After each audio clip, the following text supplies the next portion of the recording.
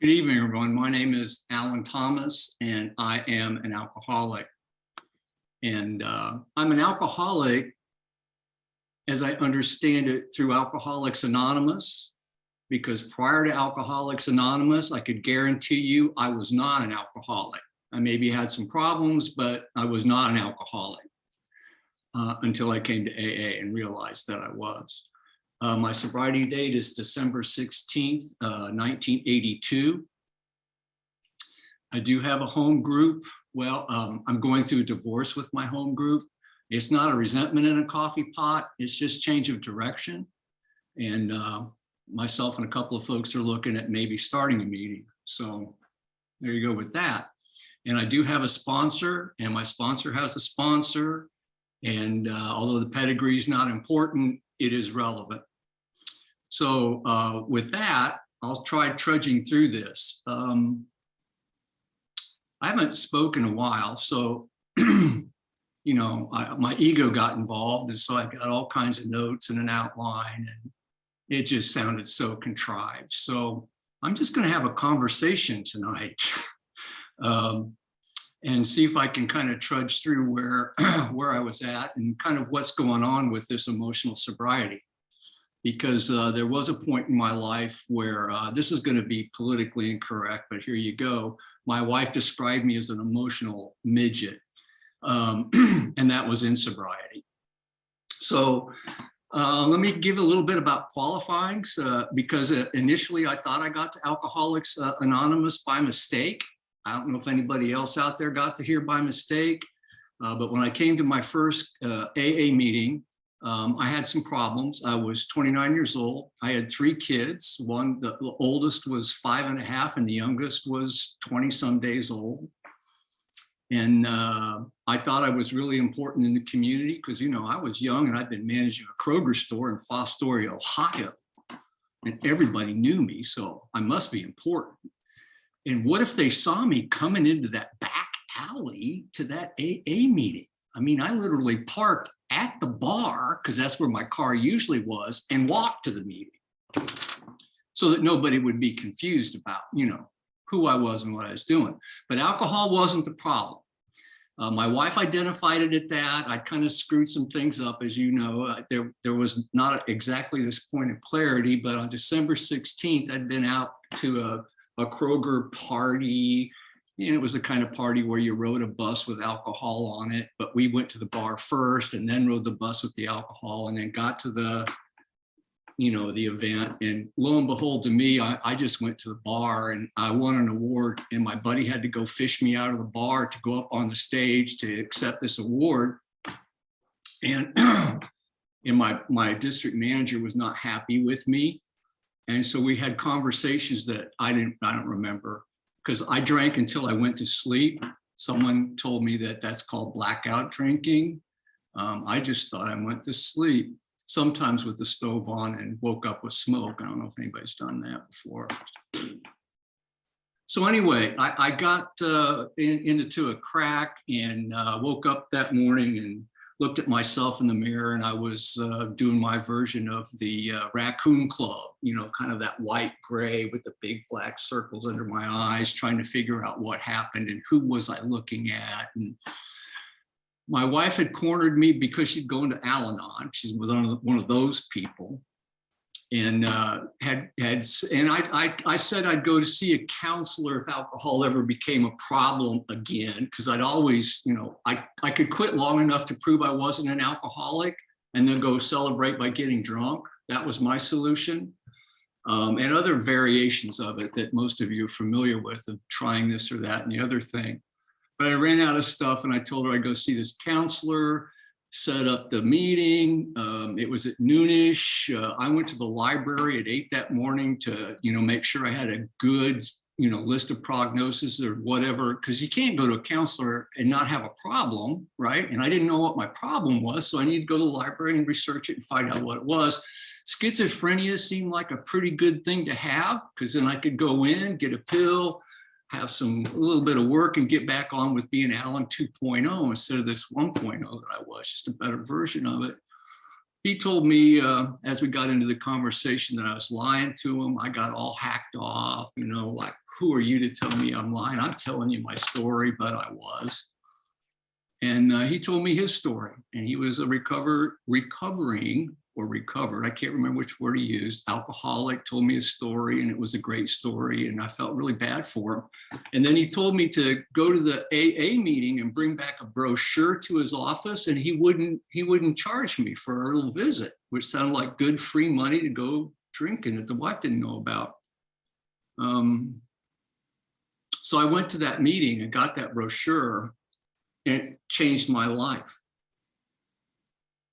I walked in expecting to get the brochure and walk back out, but I was nervous about going in because I knew what alcoholics were like. I didn't know I wasn't one of them, but I knew what y'all were like, you know, missing a lot of teeth, and you're not that smart, and you're, you know, smelly, and all of the living under a bridge or whatever. And some of you have been. And I was better than you because I wasn't. I still had a job, a wife, you know, all of those great things on the outside. But man, I was miserable and lost and hated myself on the inside. Had a couple of friends left, but they were drinking buddies. That's it. But I felt like I found my mom. I was a 4-year-old lost in the parking lot, and I found my mom at that AA meeting. I felt accepted. I felt relieved. I felt hope. I felt all kinds of things. And the thing about getting sober in this small town in Ohio was if you were new and it was your first meeting, someone adopted you. And this guy named Mike adopted me. He gave me a big book and made me put my name in the upper left-hand corner. There. And the date, my sobriety date, which was, you know, took a while to figure out because there's controversy what day exactly was it. But it was December 16th. And he gave me a 24-hour book and chatted me up. I don't really remember exactly what he said other than, you know, he's going to call me the next morning, and he did at home. And then he picked me up every day, probably for 6 months, and took me to meetings and became my sponsor and changed my life. And there was so much I thought I knew because I was really smart. Just ask me, right? I had life figured out. Alcohol was my problem. I now didn't have to drink. But I got to the third step and just felt incredible. Got the little pink cloud thing going. So I figured if alcohol was my problem and I hadn't been drinking, these problems should go away, right? I mean, that was my logic. And I was going to meetings and hearing what y'all said, but I was filtering it through, you know, my version of what I'm hearing. And I'm reading the big book, but I'm reading it as a spectator, you know? Us and them, it was all them and they. I didn't change the pronoun to me and I.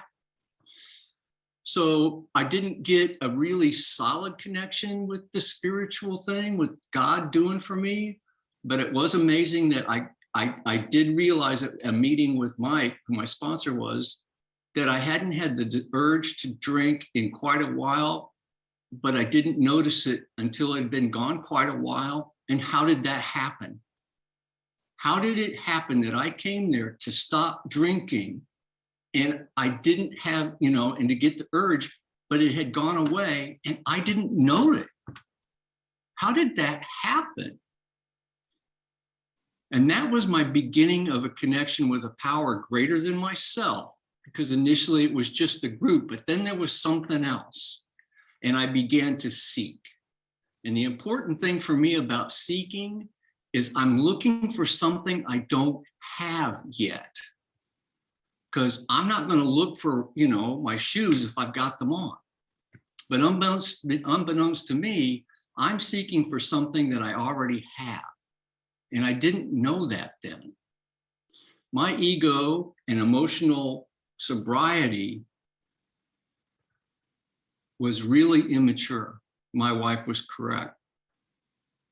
One of the things that was brought to my attention by my sponsor early on was that he, not only did he say that alcoholism, and I believe is a progressive illness, but that he asked me when I started drinking. And I said, well, I was about, I guess started drinking when I was 12, babysitting, stealing liquor out of cabinets.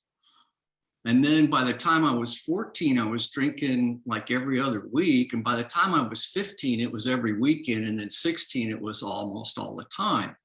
And he just kind of looked at me and he said, well, and I don't know if this is as my sponsor would say it, an M&M, if it's a misconception or a myth. But he gave me I kind of believe that emotionally, your maturity is going to be that of about a 15-year-old right now. And I got all bowed up and was like, I'm 30. And he said, you're a 15-year-old in the body of a 30-year-old person. And it's confusing for you, but it's also confusing for people around you because they actually think you're an adult. And that spun me because I just thought that emotional maturity happened. And what I discovered in retrospect is that normal people, like my wife, she had problems when she was 14, 15, 16, 17, 18, 19, 20. She dealt with them. She worked through them. She found a connection with God and with church and with other friends, and she would discuss things and how she felt and yada and yada ad nauseum to me back then. It's like, God, I drank. I discovered alcohol was my solution to the problems.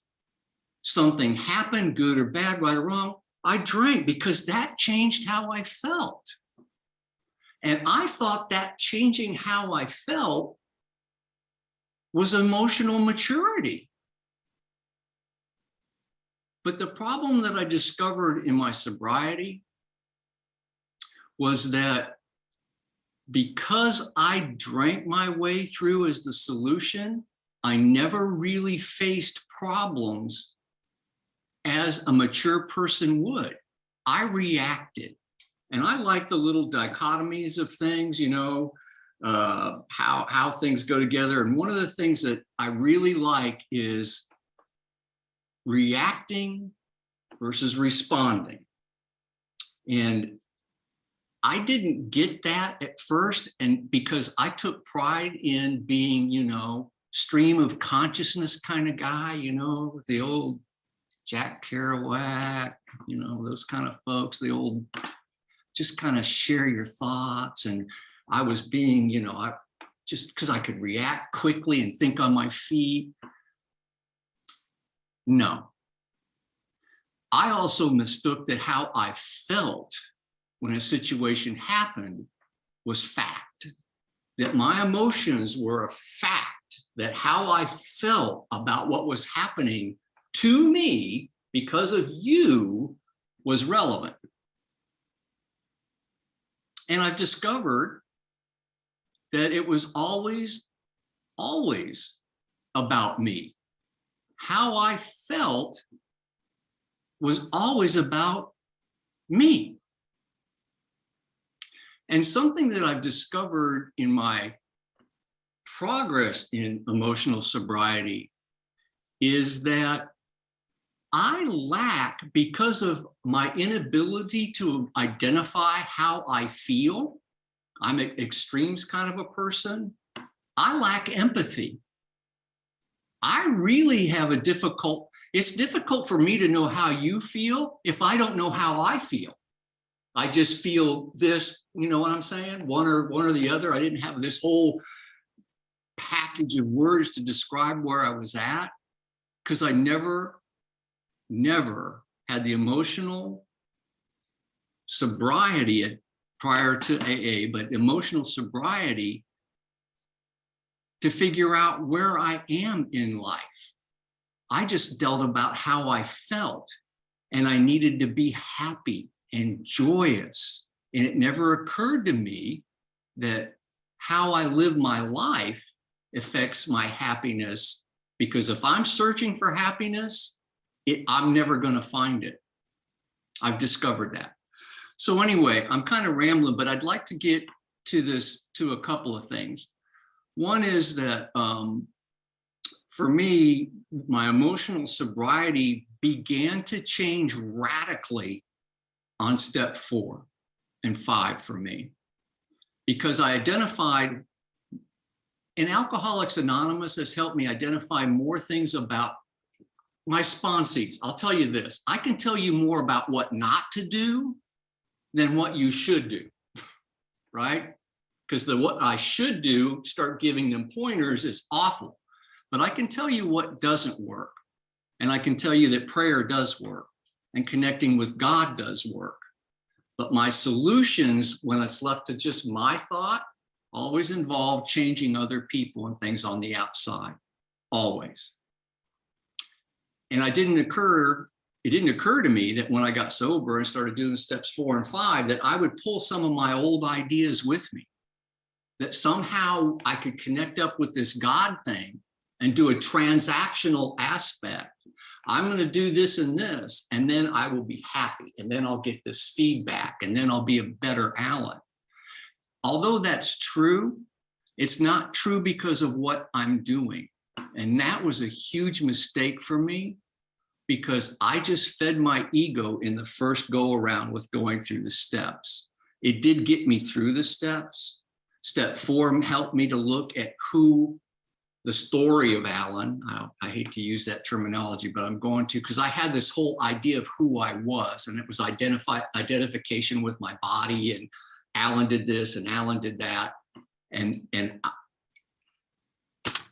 most of it was probably made up. So in step 4, I was able to look at what Alan did with the help of my sponsor telling me to look at it in first person and third person, and change it so that I could see what the old person was doing, and all of the fears and the misery and all of the negative things that you all know about.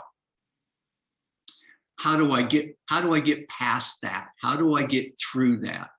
And sharing it and saying it out loud to where it manifests in the real world has been incredibly important to me now, doing 10th step, 11, doing 10, 11, and 12. And I didn't know that in the beginning, that I needed to live in 10, 11, and 12 for emotional sobriety. I thought it was kind of like a one and done. Well, it is if it's done properly, and I wasn't. So sharing this 4th step with my sponsor kind of sealed the deal for me. I felt like I belonged to Alcoholics Anonymous. I felt a connection with this power greater than myself that I then called God. And God was doing for me what I could not do for myself. I no longer had the desire to drink or the compulsion to drink. I didn't have the desire to escape. I was okay with not knowing. I was teachable. And then 6 and 7 helped me to kind of get more at ease and realize that I can't fix myself. I wanted to learn how to behave right and say the right thing and just kind of do this puppet on a string. And I discovered that doesn't work, that it takes a God working through me in order for that to happen. And I began to experience that when I worked on my 8th step and started doing step 9. What I discovered is if I found out what my true character defects were by doing step 9, right? I thought I was gonna, I was doing really well until I had to go do some of those amends. And then I realized Alan's still got a pretty strong ego, and I'm still pretty concerned about how I look in this process, and I'm still worried about me. And it didn't occur to me that I had to get out of myself. Now, I heard it and people told me it, and the book talks about it. I just didn't get it because I was still trying to use some of my old ideas about having some sense of control and outcomes, having some sense of idea that I could transact with God, the Santa Claus thing. If I'm nice and not naughty, then I should get good results.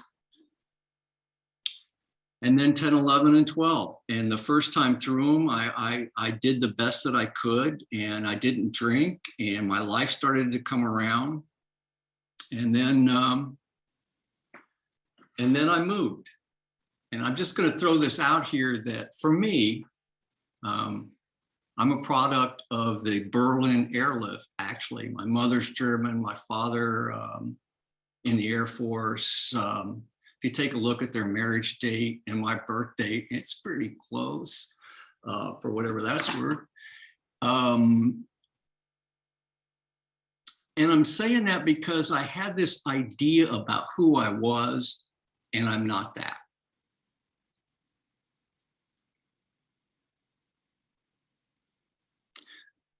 Part of growing up, I compartmentalized things. I traveled around a lot as a kid.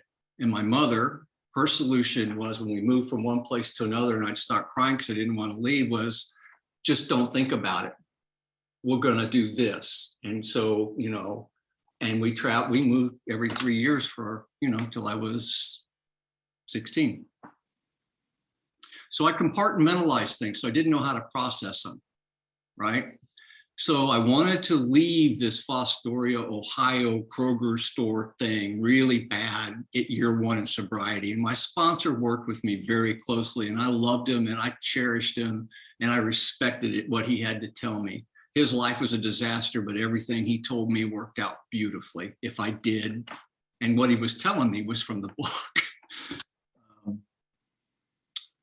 But when I moved from year 4, he gave me permission almost into year 5, not gave me permission. He thought it would be a good idea and a good timing for me to move, okay to move. And then I was sober long enough, yada, yada. I moved to Texas and quit doing everything that I did when I was in Ohio because I was busy, had a lot going on. And to make a long story short, I traveled around a lot. I was successful in business. I got the material world started happening. Money started happening, recognition started to happen, and I just quit going to meetings. By the time 1997, about year 15 hit, I moved to a place called Jasper, Alabama. And I made that decision unilaterally. My wife and we were living in Kansas City. I just unilaterally made the decision that I was going to Jasper, Alabama, and they could come or they could stay, which was horrible to do. But that's where I was at, by not going to maybe one meeting a month, not reading the big book. By the time 2007 hit, I was making 4 or 5 meetings a year. Made sure and picked up my chip though. Didn't drink. But if there's a term that you're familiar with called a dry drunk, I experienced that really harshly for those 15 years. My emotional IQ was of that of a midget. It was small. I was acting as if I were an adolescent that Bill describes very well. I was self-centered. I didn't ask for help because I had the answers. I was important, just ask me. I had a 5-year plan, a business thing going, and all of that was working. But I just want to tell you, I was absolutely miserable. And in that search for making me feel good, I made an incredibly horrible choice, blew up my marriage. We're still married now, but I made some really horrible decisions and came clean. And that blew me back to AA 100% in 2007. Began going to 4 meetings. I did everything that I did, pretty much everything I did the first year of sobriety. And my life changed again. I began to go to meetings, got a sponsor, worked the steps, connected back with a different God, a closer connection, and actually going from reaction to responding. And I want to talk a little bit at some point here pretty quickly about the difference between pausing when agitated versus waiting. But the reaction versus responding.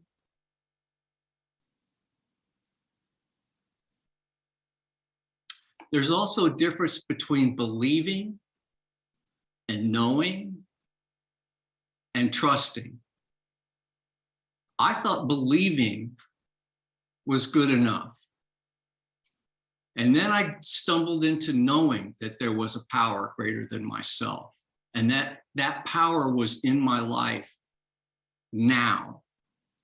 Because one thing I've learned about emotional immaturity is that I lived in the past and I lived in the future, but I didn't live right now. And if there's a gift that AA gives us, it's being able to live now, because now is the God space. God lives right now. God is with me now. He's with you now. He's everywhere all the time now. But my ego uses time. I know it's a trap for me when I'm worried about the past or I'm worried about the future. I know that it's my ego that's pushing that, because that way I don't deal with God. I've taken it over.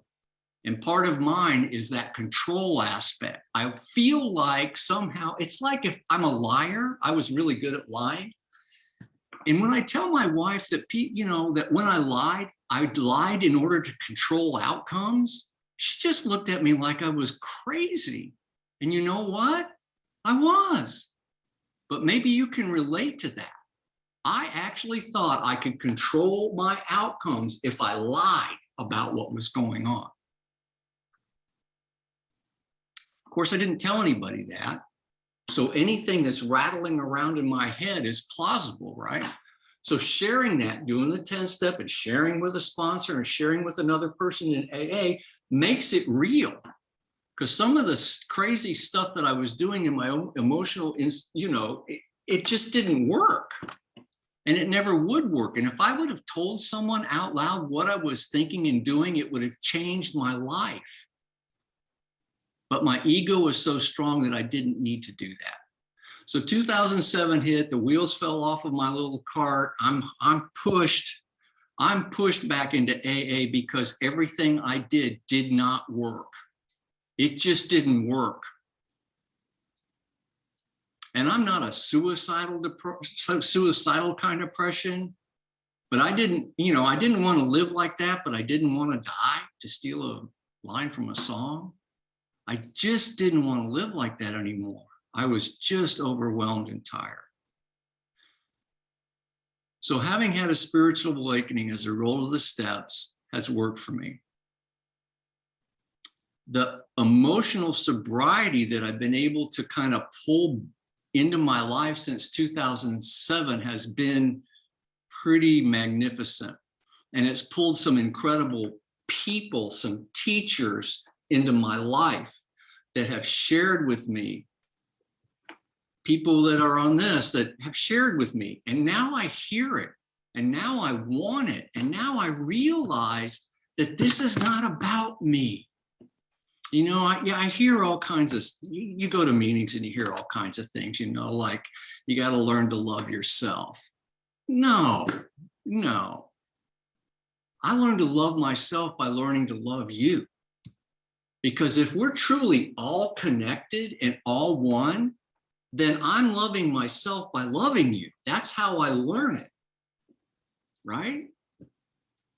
And then I was given this unconditional God thing, because I was still doing this transactional stuff. I'll do this, you do that. It was an old idea. I lived that way. Business taught me that. The real world is that way.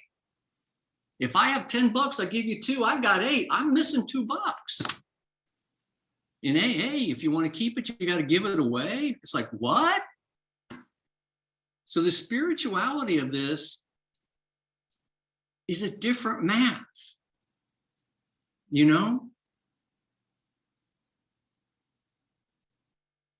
Addition through subtraction is how my sponsor puts it.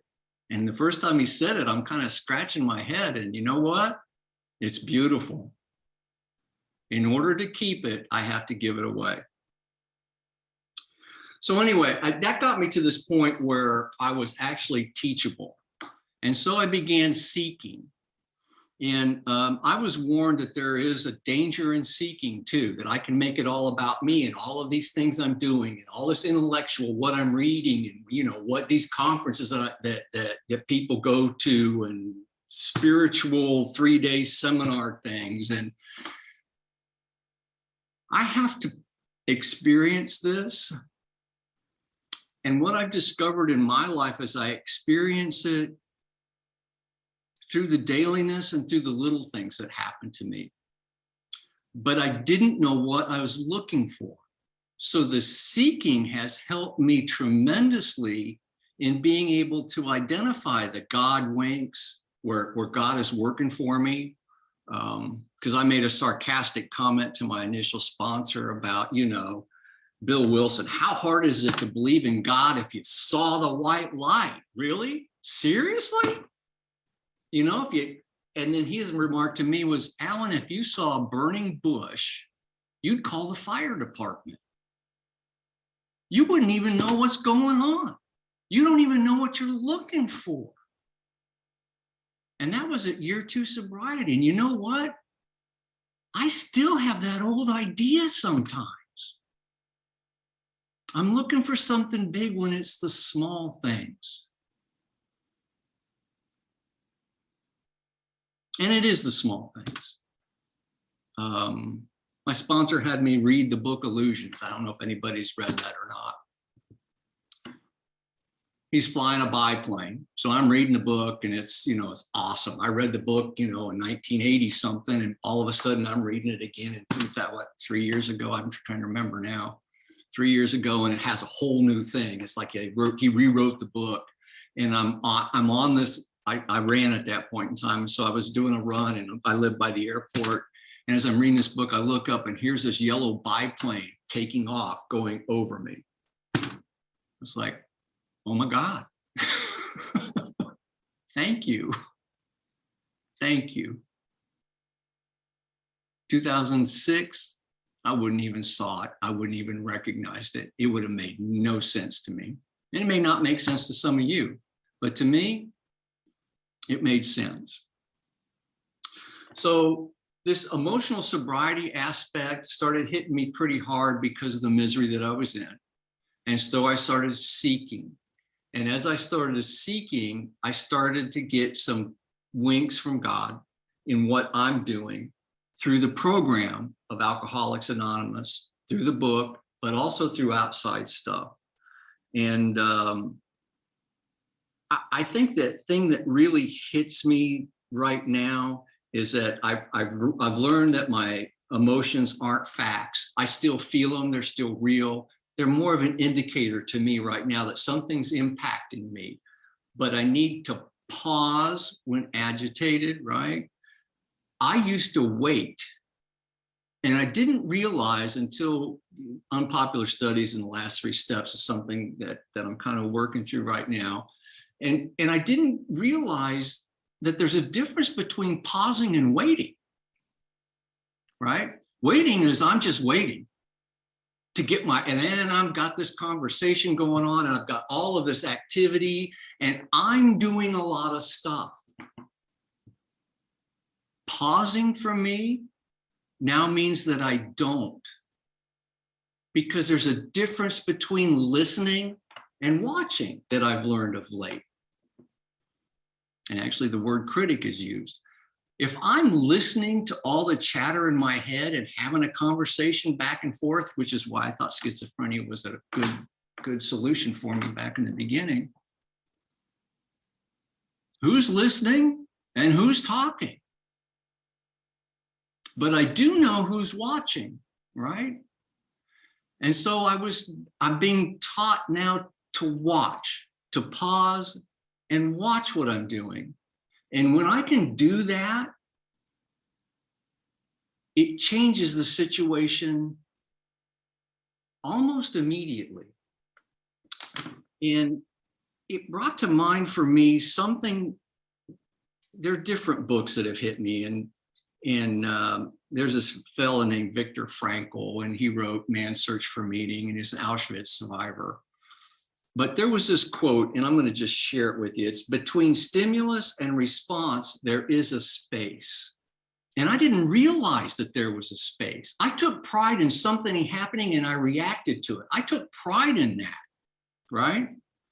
Between stimulus and response, there's a space. In that space is our power to choose our response. So I have a choice. But in our response lies our growth and our freedom. Because how I respond versus how I react changes everything. And responding, I'm doing it in the now, but I'm making a choice. And the thing that I've discovered is that in reality, I'm not making that. It's happening. It happens intuitively. It's an experience of God working through me in that pause. And it's beautiful when it happens, and it's impossible to describe. But by pausing and not having a conversation with myself about what I think is happening and what these people are doing, but just to watch it. And sometimes my response is to do nothing, to say nothing. I've caused a lot more problems in my life by what I've said than what I've not. Now, maybe some people are opposite of that. I don't know, but that's been my experience. More often than not, I've discovered of late with work from my sponsor and doing some reading, the ability to just listen and just to hear it is amazing. And I know that from my side of it. There are times when I have this emotional, I feel like a cat with a hairball. I'm just going through this emotional puke with my sponsor, and he just listens to me. And then he'll wait, and I'll ask him, kind of like that waiting thing. And if I want a response, I'll ask him, what do you think? And he'll give me something that's completely focuses it back on asking God for help with it. He doesn't tell me what to do, but he provides me with support and knowing that I've been heard and that I've said it. And that's an incredible gift. So that pause versus waiting, because for me, when I wait, I've got all kinds of plans about what I'm going to say and what happened, but pausing and just watching it has changed a lot of things. And the other thing that kind of went through my head as I was thinking about this emotional sobriety and how to get the 15-year-old out of the 70-year-old body, how does that happen? Was letting go and letting God, right? And I don't know if I'll ever forget, I was back in Ohio, and back in the day, my sponsor and we would go to a lot of out-of-town meetings. And after about 3 years, I figured out it was the meeting in the car while we were going there. We talked to, that we'd go to the meeting and then he'd decipher it for me. We would converse about it on the way back. We went to a meeting in Toledo, Ohio, and the topic was, because he wouldn't allow me to go to that meeting for about a year because he told me, he literally said, you won't get it, so let's not waste our time with that meeting, but he went to it. And so anyway, so he took me to this meeting, and he was right. It was kind of like a different level kind of meeting. Not that it was better or worse, it was just a different level. But the topic that night was, who do you validate who you are? Who validates who you are? And I thought, well, that's a great question, right? And so people are sharing and talking, and I'm thinking, and I had to tell my sponsor I wouldn't share, because she just said, just listen to this meeting. So we get in the car, and I said, man, I have a great answer for who that. And he said, who's that? And I said, Lynn, my wife. She validates who I am. A good provider, I've got a job, and he just laughed and said, you missed the entire thing. No, if you're validating yourself by people on the outside, you're in huge trouble. I'm like, oh, but you know what? That was an old idea that I had wrapped up, and I've packaged it up, and I've carried it with me through some of the situations I travel with today. Because it's important to me who my wife sees when I walk in the room. And that's an awful trap. Because sometimes I start reacting because I don't like who I think she thinks she sees. Do you see the problem with that? But I never saw it until I shared it with my sponsor, because I thought that was normal, and it's not. So God can do for me what I can't do for myself. And letting go and letting God, back to this after that meeting, because he suggested I do work on that little. Back then, there were always in the AA rooms, there were about 7 of them, easy does it, live and let live, and let go and let God. And his first question is, what are you letting go of? And what are you letting God do?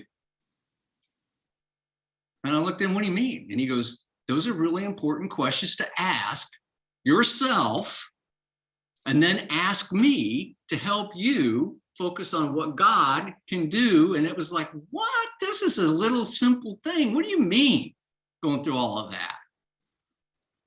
And he said, because you don't know. This is not a transactional saying. This is letting go of self. Because I didn't get it for a long time. It's on page 64. Getting set up for the inventory, because I thought alcohol was a problem, but I'm going to get back to this. Being convinced that self manifested in various ways is what defeated us. We looked at its common manifestations. Defeated us. Who's us? The group? Or is it me? Is self what I'm watching? Is self what I'm listening to? What is self? That got me seeking pretty deeply. And I've come to believe that it's the watcher. I believe that who I am watches all of the chatter and the confusion and the committee meetings that I have inside of my head, right? So what am I letting go of? I need to be letting go of self. I need to be letting go of my old ideas. And one of the old ideas that I hold on, God, my sponsor he called me one time. No, I think it was a meeting. I take that back. He was chairing a little meeting and sharing, and one of his comments was, let's talk about what old idea you're still holding on to. I'm like, what? Well, if it's an old idea and I'm hanging on to it, it's not an old idea, right? It was a beautiful meeting, and it shook me to the core, because one old idea that I constantly hold on to, and I don't realize I'm doing it until it's all muddled up, is I still think somehow I have control over outcomes. I still think that if I do this and I do that, and I'm a good AA person, and I'm praying to God every morning, then everything's going to be fine. And quite frankly, everything is fine until I think about it. And once I start thinking about it, it ain't fine anymore. So I need to be cognizant of my search, that I don't end up always finding Alan at the end of it. I need to be focusing on the experiences that I have in the belief and knowing and trusting God through intuitive action what is happening. And that is really hard for me, because somehow I still trap the thing that if I do this and I do that, then I'm going to be happy. And my wife's going to be acting this way. And she's going to see what a wonderful person is that just walked in the room rather than Alan, if that makes any sense. So I'm still searching for something that I obviously don't have. And that's consistency in what I'm doing, right? But I'm also reminded that my real purpose is put on page, was it 76 or 77? I don't remember. It's like our real purpose is to fit ourselves to be of maximum service to God and the people around us. That's not about me. That's about doing service out there. So my emotional maturity is thinking less about me and more about others. And I know I've got it if I'm not doing that, if that makes sense, right? And who do I validate myself by? Better be God, right? Because some other person is not going to work. It never has, never has. And I just want to share this and then I'll shut up. My original sponsor that taught me a lot of things, and my current sponsor who teaches me an incredible amount of things and exposes to me all kinds of wonderful thoughts and books. But I read a story. I have the stories in the back of the book. My original sponsor discouraged me from reading until I was about 9 months sober and had worked the steps, because he said I'd get confused. And then I heard, this page, what is it, 449, serenity, acceptance is a solution to all my problems. And I went trucking to him, and I pulled out the book, and I get to 449, and I'm going to flip through it here, and I start reading it about and accepted. And he just looked at me and said, no, one, it's not the program. It's his version of how he experienced God through his life by doing the steps, not yours. That was what he's talking about. He said, flip it to page 452. And on it, it says, perhaps the best thing of all for me is to remember that my serenity is inversely proportional to my expectations. The higher my expectations of Max and other people are, the lower is my serenity. And I've discovered in my life that I know that my emotional immaturity is full tilt when I have all of these expectations for how other people should be doing things in order for me to be happy. Because I found that drove me to an incredible dry drunk, an incredible waste of 15 years of being sober, but not really in recovery. But I've also learned that by doing the work, by trusting God at the best of my ability to try to stay into now instead of, the past and future, I need someone that I can share this with that can help me with the work and help me with the focus. And I'm not putting the responsibility on them. It's just I need to say it out loud. And my sponsor does that for me. He helps me balance some things out. He helps me see things because I can't see the back of my head. And he's got a great story about, I think it's his grandmother, about, the hair and having to hold a mirror up and see the back of her head. He's got my back. And I think you all know that one thing amazing about Alcoholics Anonymous is that we have each other's back, and that this is a thing of spirituality, of imperfection, that we're looking for progress versus perfection.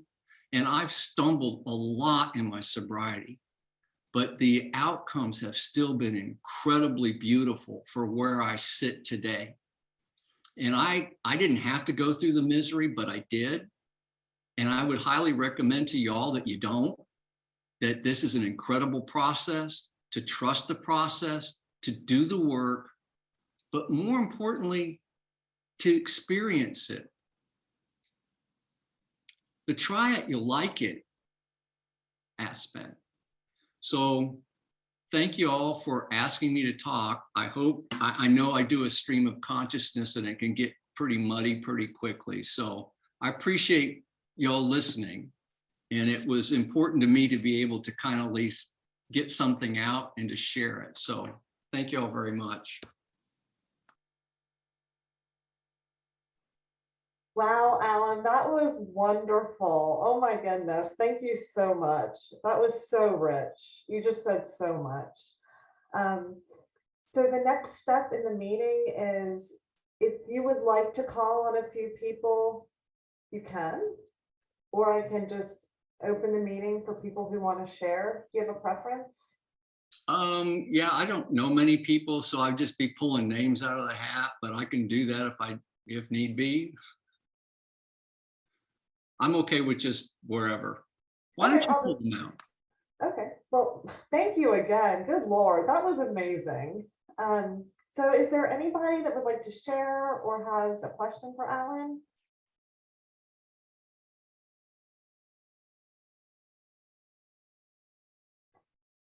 So you know what happens? I will call on people. Thank you, Don. Don L from Richmond. Thanks for sharing, Alan. I really, I admire your courage to admit that you were dry drunk for so long, because it doesn't, that's not popular to say around here. And it takes a lot of courage to tell the truth about your condition when you're sober and things aren't going exactly as the plan had been set out. So I appreciate the fact that you actually talked about that. So thank you for sharing that with us.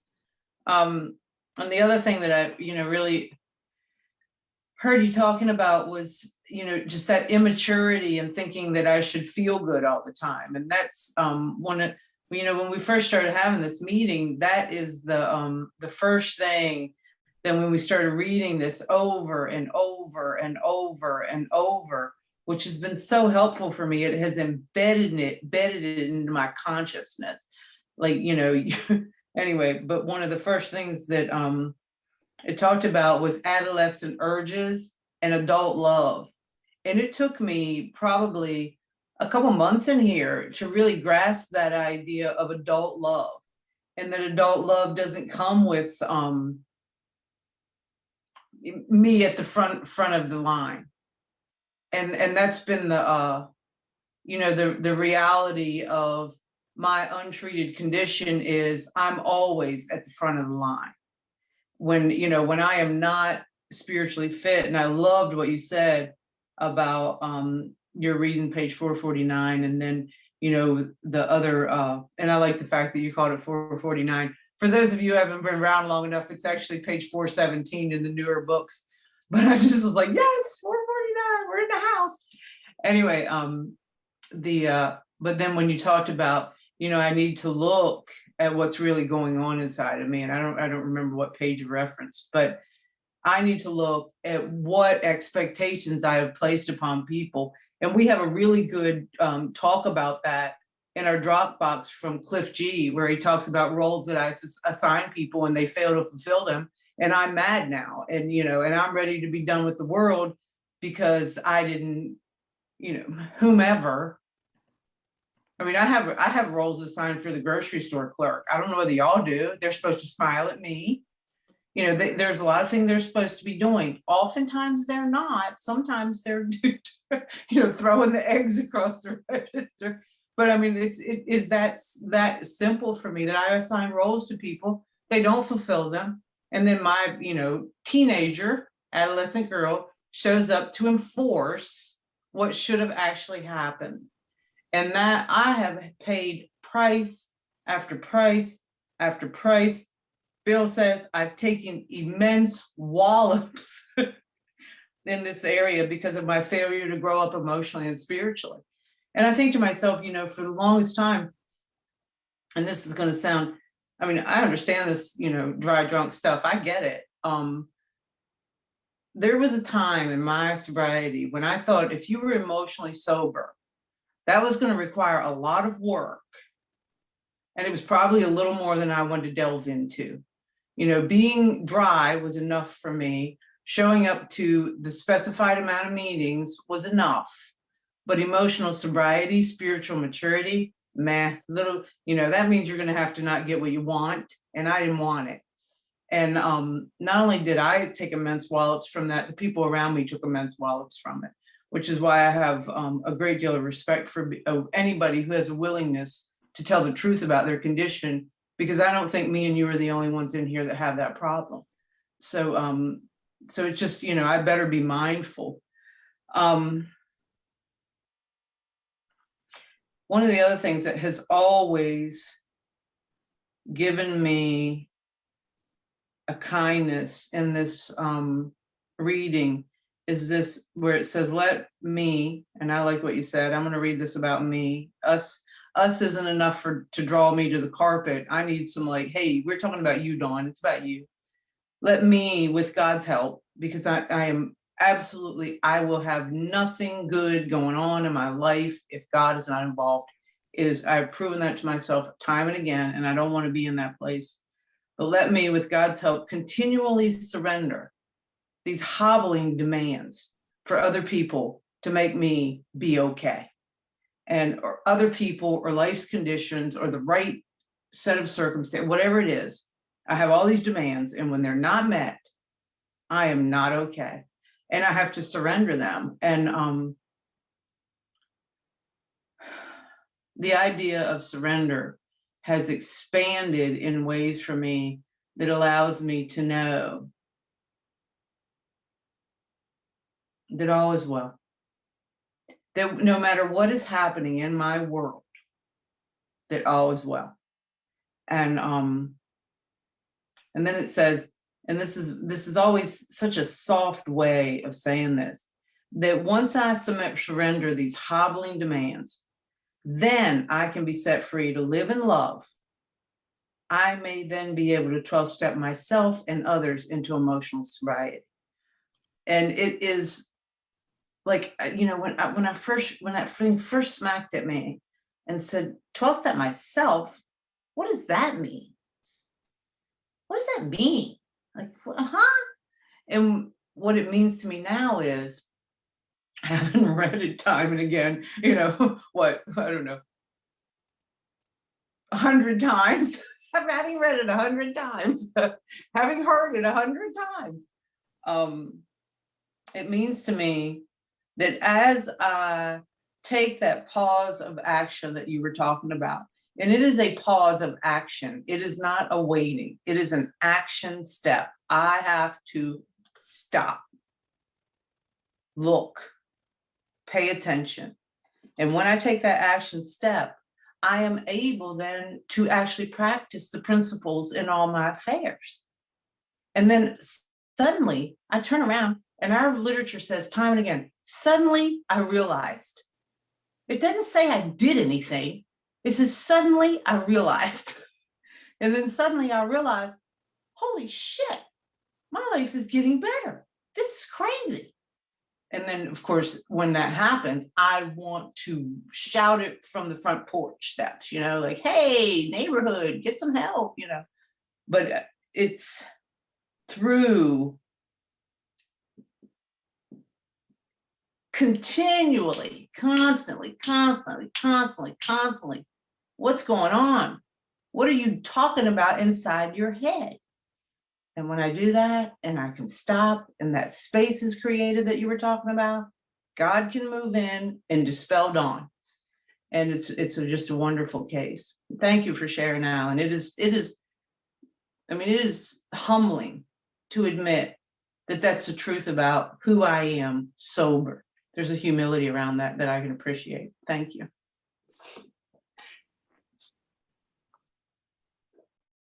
Thank you, Dawn.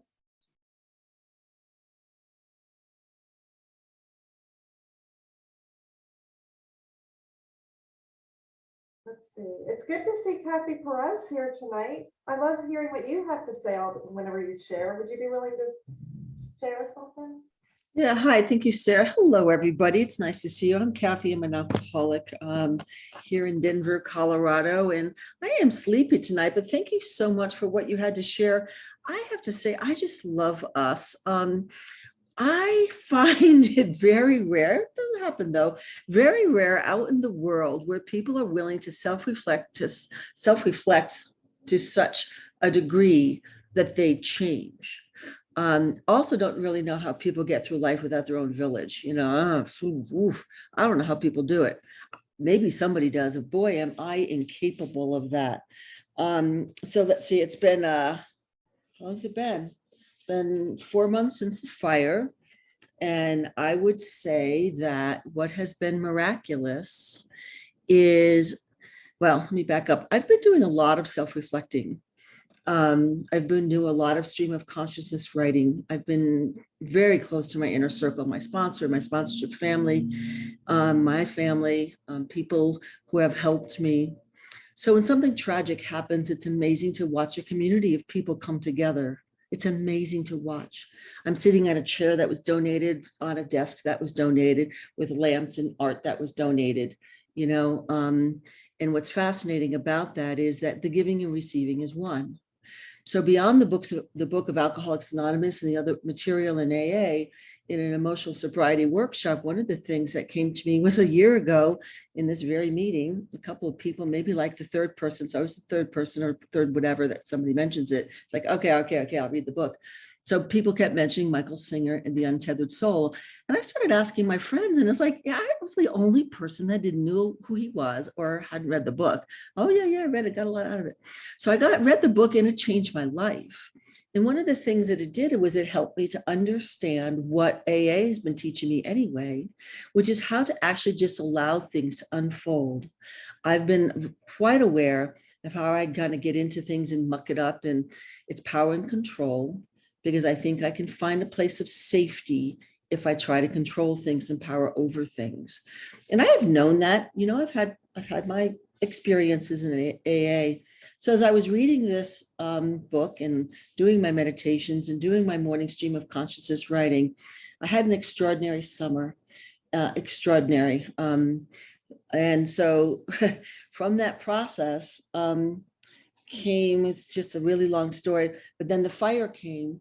And when the fire happened and destroyed everything, one of the things that I was aware of is I was going to let myself fall into the arms of all of you and fall apart. I was going to let myself be a mess. I was going to cry when I needed to cry, and it was a lot. I have just returning to work. I've taken a 5-month leave of absence from work. I was going to sit quietly and do what I needed to do. And people fed me. I didn't cook anything for 2 months. People fed me, and they brought me stuff, and they bought me stuff, and helped me do things, and drove me around when I couldn't drive, and just simply listened when all I needed to do was to cry. One of the things that I found in Alcoholics Anonymous is you don't need to fix me. I needed other people to know you don't have to fix me. You know what this is? This is what grief looks like. This is what sorrow from your soul looks like. There's no fix for sorrow from your soul. The only thing that will fix sorrow from your soul is time. Time and the awareness, and allow yourself to be loved. So I was put in a position of allowing myself to be loved. And so you gave me stuff and you loved me, and I let myself be loved. And it's harder to be loved than it is to take the action of loving. And people loved me hard, and they loved me well. And I'm sleeping a little bit better. A thing that came, it's been so incredible. Actually, I'm writing a book about it. It's been such an incredible experience. I don't even have all the words to tell you it all. But then as the springtime was coming, my daughter had a baby, and I'm a abuela for the first time. And what I got to see, and I was looking into this child's eyes the other morning. I go over there every morning to kiss this child's feet and her fingers and her cheeks and her neck and blow bubbles on her belly. And I was holding her and looking into her now turning blue eyes. And I had this moment with God looking into this baby's eyes, and she's staring at my eyes. I'm staring at her eyes, and I'm having this moment, and I'm seeing what her future might look like. And I'm going to be here. And so when my house is rebuilt, I'm going to still in the same earth. It's a whole story. But I went to, I didn't know what to do. Should I rebuild? I don't have the money to rebuild. I'm one of the many underinsured people. I don't have the money to build my home. I don't know how it's going to happen.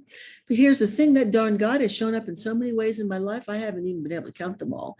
And I've watched that God show up in your life, and I know you haven't been able to count them all.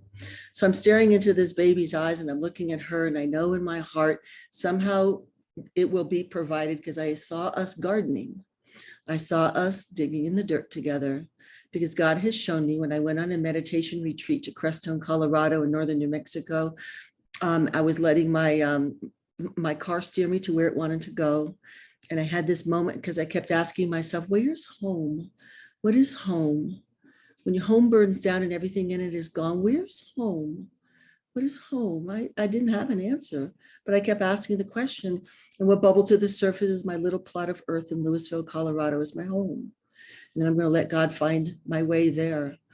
And so when I hear people talk about emotional sobriety, I have to tell you that that's what happened. Of all of the work that I did, once in early sobriety, somebody said it's like getting out an insurance policy, because you're going to find a time in your life that you're not going to feel like you have the material or the wits about you to solve the problem that has been presented to you. And so you're going to have done the work for that insurance policy to pay dividends. And that's what happened to me. And so what happened to me is I found the courage to say, I'm going to go back to my plot of earth in Louisville, Colorado. That's home. And what I asked is that home is where I belong. And I'm at home here in Alcoholics Anonymous. I belong to you. You belong to me. When you tell your stories, you're telling my story. And so thank you, my dears, for listening to me. Love you.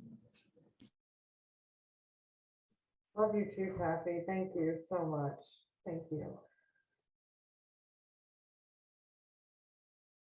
So I would like to hear from Emerson from Long Beach. Surprise! Hi, very surprised. Thank you.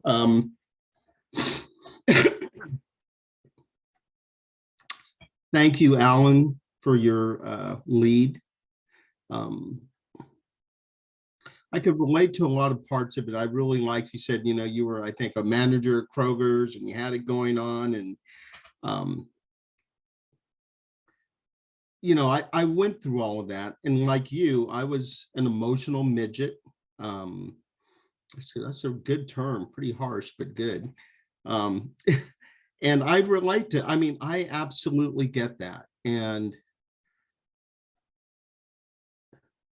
what really got me, what I really liked about what you said is, I used to believe in God because I guess it was, that's what I was supposed to do.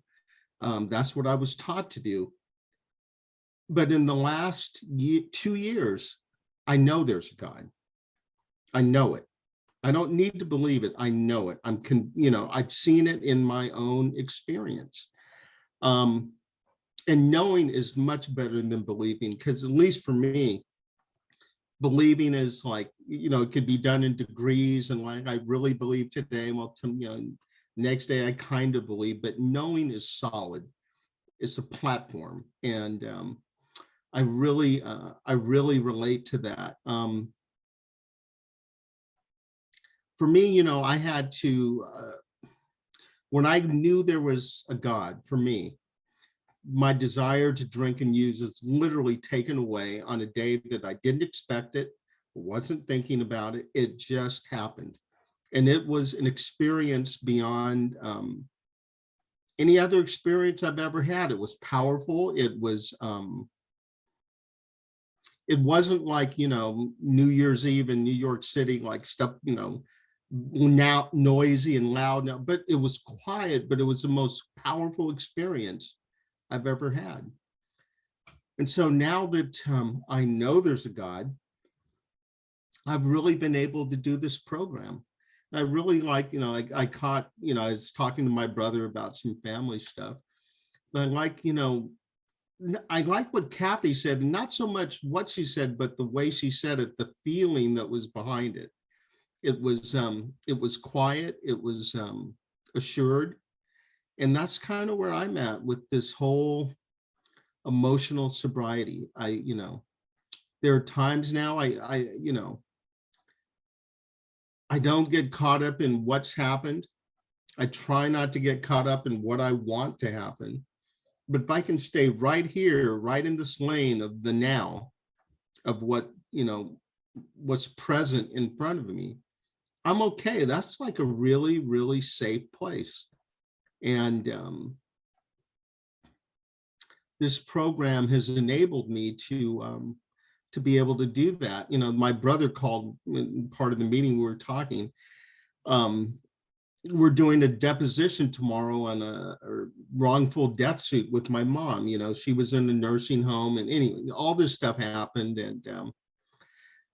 And normally this would be something that I'd want to get loaded over, not face, not do. But one thing this program has done is it's like I can deal with these things in a very calm, measured, self-assured way. And it's not self-assured in kind of a self-reliance, grandiose thing, but I'm assured that my higher power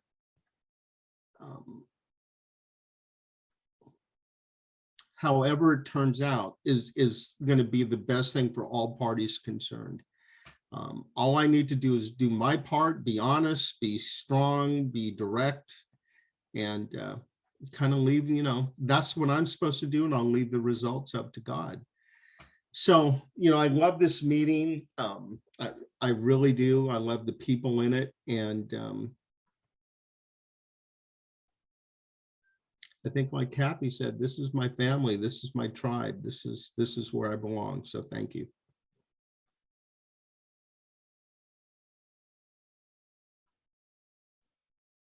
You're awesome, Emerson. Thank you so much. You're the best, honestly. Is there anyone else that would like to share? I think, Alan, something that you said, and people keep bringing it up too, this idea of, just how immature I am when I started drinking, how I'm kind of stuck at that age, 14. And I see it all the time. And I love how you explained it, how other people, they don't understand. It's very confusing to people when you have a 44-year-old woman, reacting in some emotionally childish way. And I'm so grateful for, practicing these spiritual principles that we have, because I have been able to grow up some. And, in the essay, when Bill Wilson talks about, the pain of, the failure to grow up emotionally and spiritually, and, how, my God, how painful it is to keep putting the cart before the horse. And for me, what that means is, in my third step, there's this metaphor that I'm sure a lot of people have heard. It's like the man that shoots the moose, and the moose is bleeding and it's in pain and it's walking around and it's bleeding to death. But I'm not the moose. I'm the one that's waiting for it to die. And there's so many parts of myself that I am just not willing to let go of, and it draws out this painful death. And what my sponsor brought to my attention last night, I realized, the reason for that I keep hanging on to these old ideas, for me, it's more fear-based, because I want to know the outcome. I want to know what's going to happen before I put my trust and reliance upon God. And that's not how it works. That's not what the book says. It says, as I draw near to him, he will disclose himself to us, right? It's as I draw near to God, he will disclose himself to me. It's not the other way around. God doesn't, reveal himself and then like, oh, okay, now I believe, so that's been the practice for me, that realization. And then also, it reminds me of being the witness. I love that unpopular studies green book too that you mentioned, because, and somebody else brought up untethered soul. That's something that I never was able to find in sobriety before until now, where this idea that this God consciousness, that this witness, this God consciousness, when I can pause and see, like, oh, she, being me, she's very jealous right now, so she's acting this way. And to be able to see that and just stop and watch it, to have that space, oh, that's not me. I'm not that, I'm not the moose, right?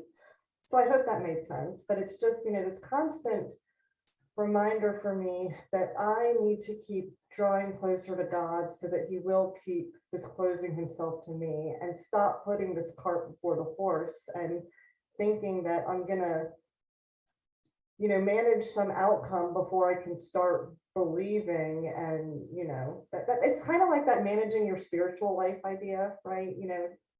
So I'm just trying not to do that. So thank you. You just said so much that just resonated with me, hit my soul. We record these meetings and I'm going to listen to you again.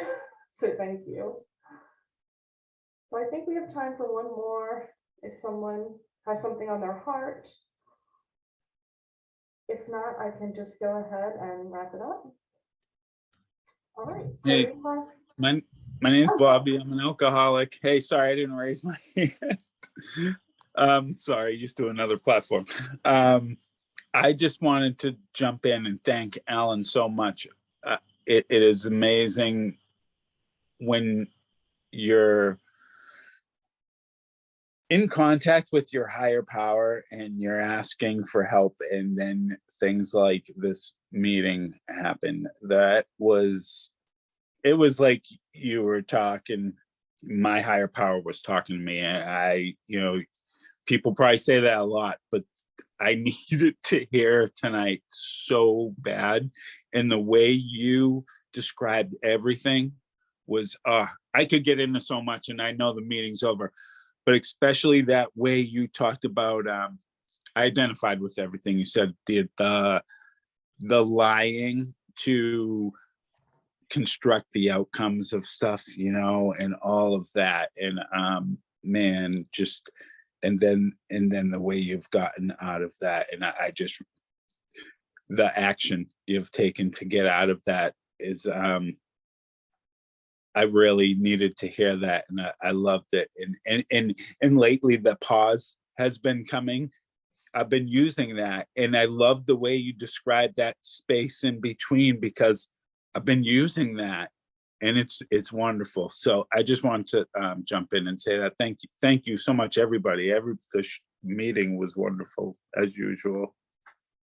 Thank you. thank you so much, Bobby. You rock. That was great. Okay, so I'm going to go ahead and close the meeting if that's okay with everyone. So the way that we do this is we just stay muted. We say a prayer, and then we can unmute and come back and thank our awesome speaker. So thank you, everyone.